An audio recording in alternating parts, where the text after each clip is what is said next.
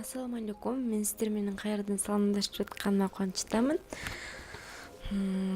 Азыр медовый торттун жасалышын көрсөтөм. Видеону аягына чейин биз менен болуңуздар. Аягында оюңуздарды бөлүшүңүздөр биз менен.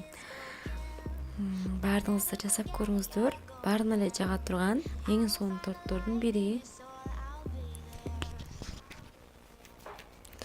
1 стакан сахарга 2 штук жумуртканы кошуп, сливочный масло кошуп, сливкадан 4 кашык, эритилген балдан 2 кашык кошуп кайнатып алабыз.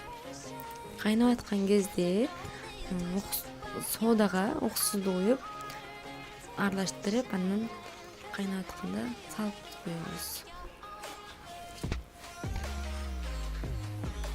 Эми кайнагандан кийин унду кошуп камыр сактай калабыз, бирок өтө эле кою эмес, камырдай эмес, бирок ушундай формада кыласыздар.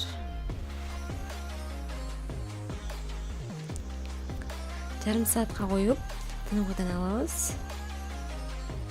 Муну 8ге бөлүп, ар бирин жайып чыгабыз.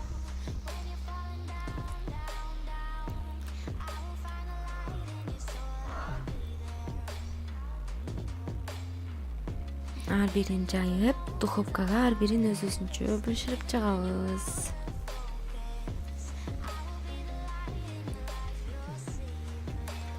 Духовкага да ондан сеп коюп бышырабыз.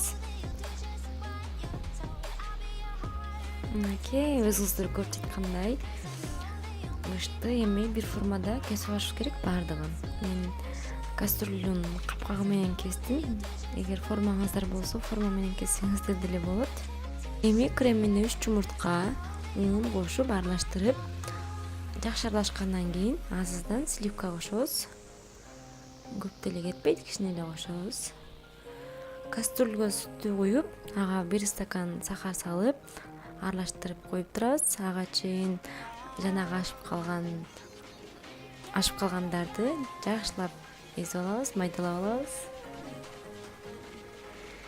Эми баягы сүт менен сахардын аралашмасына жумуртканын аралашмасын кошуп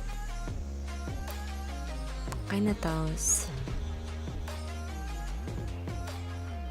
Кайнаган чейин аралаштырып турабыз. Кайнаганда коюлуп крем болот.